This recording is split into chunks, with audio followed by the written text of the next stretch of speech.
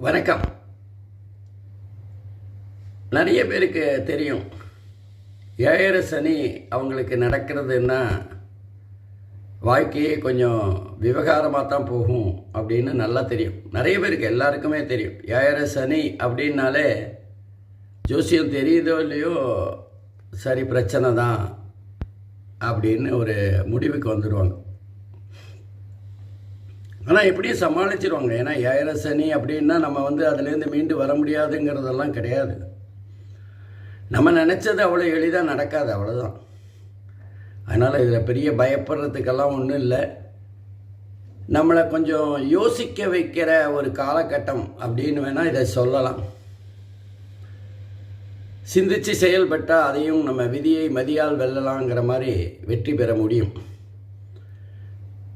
ஆனால் சில பேருக்கு அந்த ஏழரை சனி காலத்தில் அவங்கள அப்படியே புரட்டி போட்டுரும். முன்னாடி ஒரு காலை வச்சேன்னா 2 அடி பின்னாடி போகிற மாதிரியான ஒரு சூழ்நிலை தான் இருக்கும். நான் யாருக்கு என்ன கெடுதல் பண்ணேன், எனக்கு மாத்திரம் ஏன் இப்படி அப்படின்னு புலம்புற அளவுக்கு அவங்களோட வாழ்க்கை ஒரு பெரிய சூறாவளியாக இருக்கும். ஏன் அப்படி அப்படின்னு பார்த்தீங்கன்னா, ஏழரை சனினாலே ஒரு பெரிய பிரச்சனை அப்படின்னு தான் அர்த்தம். அதே நேரத்தில் அந்த ஏழரை சனி காலத்தில் யாருக்காவது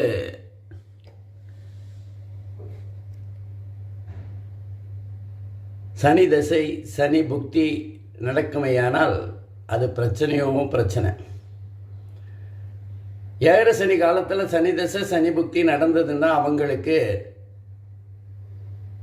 பூர்வ புண்ணியஸ்தானம் வேலை பண்ணாது. ஏன்னா ஏழரை சனி நடக்கும்போது சில பேர் அதை தாக்கு பிடிக்கிறாங்கன்னா அவங்களுக்கு பூர்வ புண்ணியஸ்தானம் என்ன சொல்லப்படுகின்ற 5வது இடம் ஒரு கை கொடுக்கும்னு அர்த்தம்.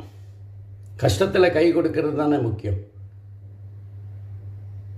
ஆனால் ஏழரை சனி காலத்தில் அவங்களுக்கு சனி தசையோ சனி புக்தியோ நடந்ததுன்னா அந்த பூர்வ புண்ணியஸ்தானமும் கைவிட்டுரும்.